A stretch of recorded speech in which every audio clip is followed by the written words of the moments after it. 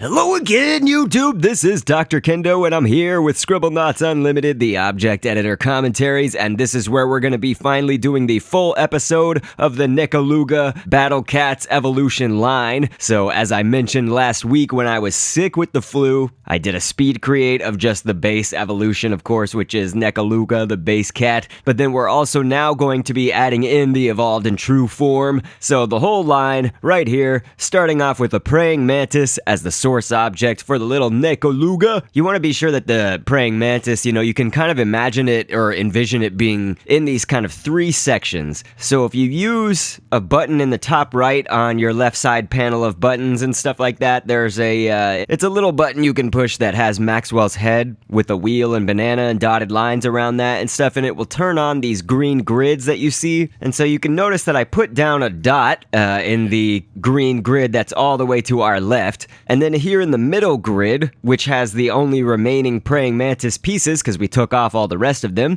so that middle grid we're going to use chalk, and of course it's the writing piece of chalk, and so we did that twice. And then French toast actually here on the one, I guess it's the grid that is to our right, but it's the head grid for the praying mantis. And so now I've taken a octopus tentacle piece. It's almost that, I would say probably about 130 degree angle, I guess. And likewise with the octopus, we actually took a different tentacle for the other arm because both of these are going to be attached to that head grid that the French toast was attached to, and they're going to be for these little crossed arms that the Nekoluga has. But yeah, I mean, that does make it easier, I would say, for you to section out where to put things and stuff if you just kind of imagine the praying mantis in three parts. That end, middle, and head. So P is what we've used now for the eyes. That's going to be the bulk of the, this black of the eye right there. And jellyfish, we can go with that after that and take the upper tentacle piece. It's kind of near the jellyfish's body, but on the left side, it actually doesn't really matter if you take from the left or right. And then we're actually going to do the ears with two different pieces. So a wedge will be for this ear that's to our right. Of course, it's Nekoluga's left ear, but then the other ear is going to be a little bit bigger for, it's going to be a dunce cap. And this is just because the Nekoluga itself is all crazy looking and everything, but we're going to have these two different ears for the psychoticness of it. It does look a little bit more accurate too to the Nekoluga's actual design. So then a nursery fish, we can grab the fin. It's a tiny, tiny little fin of the nursery fish, just there in the middle of the fish basically. And that'll be for this mouthpiece right here. You saw that we just put that kind of underneath the jellyfish tentacle pieces. And so after a few more adjustments and things for the body, we're almost done, but I'm going to add in a pimple. And the one thing about the pimple is that, see, I'm using it for these little white dots that are for the eyes, but the pimple won't be exactly completely round, I guess. And so with that, you can use the pimple if you like how that looked, but then I just took it away and put down P. So just two little P's, the smallest that they could be, and painted them all the way white. And I thought that would work a little bit better. But here we've got the properties editor. This is just where you can edit health and background stats for your character that you're creating. And so at this part in the series, I always like to read background information and fun facts about whatever we create. So let's do it. The Nekoluga is an uber rare cat from the Battle Cats game. It evolves into unknown cat, and the true form is Ultralan Pasalan. I find the description of the Nekoluga itself pretty interesting, as it says, quote, "Not sure if this is a cat, ...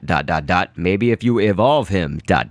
end quote. I suppose this might also be interesting for you as well, at least I hope, but when looking up information about this character on battlecats.wikia.com, under the trivia section it said, quote, "Nekoluga is inspired by a similarly mysterious organism of the same name, and then it has Japanese characters, and when I copy and paste this into Google Translate, it gave me this word in English. So then upon searching that term, I found these things based on Japanese folklore, little puffballs. Crazy, eh? So that's apparently what it's based off of. But for what it's worth, one thing I didn't mention at the beginning that I'll just mention now since we have a little bit of extra time is that I always choose the objects that I create in this series based on whatever is most popular and most requested by the most amount of different viewers each week. So you guys leave your comments and stuff of what you are going to want to see created. Most popular, most requested gets created, so you can see that the Nekoluga moves all slightly slidey like the praying mantis was. That's kind of the reason I guess I chose the praying mantis as the source object, was mostly for the movements of the Nekoluga to be all sliding around. And so we'll start off with a mecha as the source object for the next creation, and it's going to be just really involved and crazy, kind of a tedious, I would say, creation, because we need to make the torso very tiny for the mecha, because we don't really want to see it in the end, that much at least. Everything else was removed, but the head for the mecha was brought forward a layer, so you do want to remember that step. Brownie, I typed in brownie, and of course grabbed the food brownie, and that'll be at the kind of bottom, a very far down point, I guess, of the mecha right here, but not all the way off the torso. And then if you type in neck, you actually get these kind of 3 little bones right here, and we can do the neck twice. It's okay if they overlap just a little bit, but mostly have them stacked up on top of each other, big enough to kind of cover up the mecha body as best as we can. And then I'll type in ribs, and of course ribs could yield food, so you want to take the bone, of course. And then we're gonna go with a gorilla, and we can grab the body of the gorilla, and all of this should be attached to the mecha torso right now. And this is where it gets kind of tedious, because you can only move your stamps so far away from that torso before the game kind of limits you in how far you can move. So in that case, if you've hit the point but you still need to move it higher, for example, like that gorilla torso body, you then just want to increase its size a whole lot, and then you can decrease it back down to normal size once you sort of have it positioned where you want it to go. So then we took the tail piece of a baboon, the very end tail piece, and that's going to be used for a lot of things. Not only both pieces of the arm here, but also the start of the legs. So that thigh or upper leg part, we can use it there. And then I just went with the letter I for the shins, the lower leg part. And then foot, you can type in foot, and that'll be for a good little feet here on our character. And sticky hand will be for the hand. So of course the sticky hand should be attached to that mecha lower arm piece. You know, you can see that there's 2 arm pieces of those, the green grids, in essence, on both sides for the arms. So you want the lower one. So then we are going to go with a rat tail, and I'm going to do this twice. And again, this is another one of those tedious, increase the size and then decrease it back to normal. Once you have it in the right spot, it's going to take you a long time to move them across the torso. Once you shrink that torso super small and then start using these arrows to move around any stamp or whatever, it takes a lot longer because of how small it is and how far away we wanted those rat tails to be. And then cat tails were down on the brownie. Those are all just for little lines and stuff in the bone, some little definition, I guess, and all of that. So of course we named it Unknown Cat, did some basic scripting and everything, not crazy involved. So if we take a head as the source object, we can now create the Unknown Cat's head here, because we are going to need to do them separately, because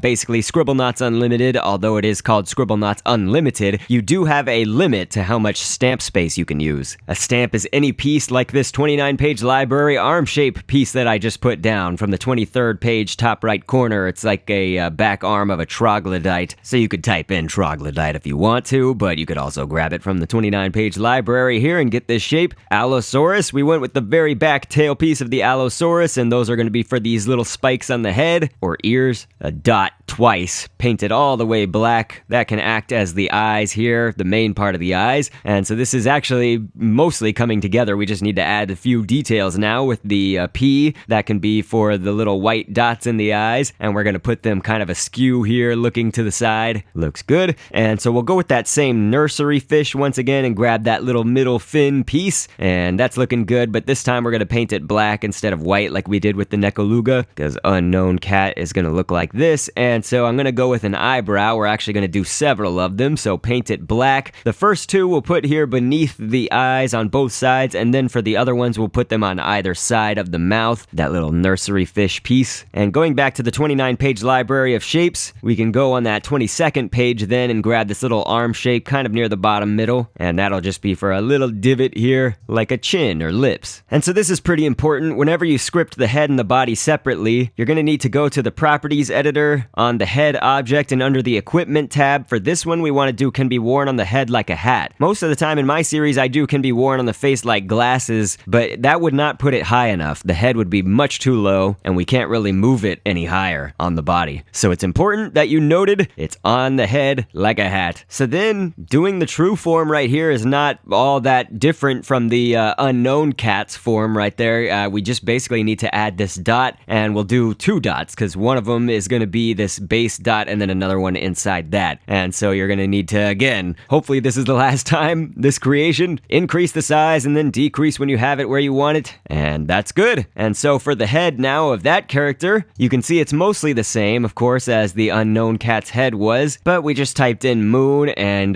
did a moon on both sides for these big horns and stuff right here. So that's looking good. I'm just going to move them out a little bit further away, and that's good. And we did also move those Allosaurus tail pieces in, I would say, a more accurate spot for that character. Now, something that's basically unavoidable with this character is that it's going to sink way into the ground. You can see it right now. They are sunk deeply into the ground. Not even close to where they should be, I guess, for Earth's soil. That's just something that happens in Scribblenauts Unlimited. Now, honestly, we should make them a lot bigger. I mean, you could apply the adjective big if you haven't really done the sizing and stuff like that yet. Like here, I just did big, although looking at it right now, I mean, that makes the head a lot bigger than I say it would need to be. So it might be disproportionately big. I can show you in a little bit what both characters big look like with that adjective. But first, I figured you guys would want to see them in action. We've got an evil bear here that is, of course, coming after me. But this is the attack animation of the mecha, so, I mean, semi-close maybe to the Battle Cats game, but obviously we're limited by whatever Scribblenauts characters' animations are and stuff, and so now we've got a crazy, evil, angry man or whatever to fight the Nekoluga, and he is not brave, so we're gonna need to add that adjective, because otherwise he's just gonna run away, even though he's hostile and angry. But yes, one thing about see, the praying mantis attacks with its head in this game, and so that's of course gonna make the Nekoluga, since we attach the head to the head grid, it's gonna attack with its whole head and those arms, since all of that is attached to the head grid. So that's just something I wanted to show you, but here is another kind of example. When you apply the adjective big, it also applies it to those heads, and proportionally that's probably not the most accurate for the head sizes. Now, as far as the size of the body and the character overall, that's probably more accurate, you know, for Battle Cats to have it like that. So in essence, you probably just need to go edit the torso and increase the size drastically as you see fit. But I hope you guys enjoyed this. I did promise that we would get this out since last week I was sick, and you'll still have an episode on Sunday this week, brand new. So I appreciate everybody's support, and I will catch you on the next vid. And thanks for viewing. Be the viewer and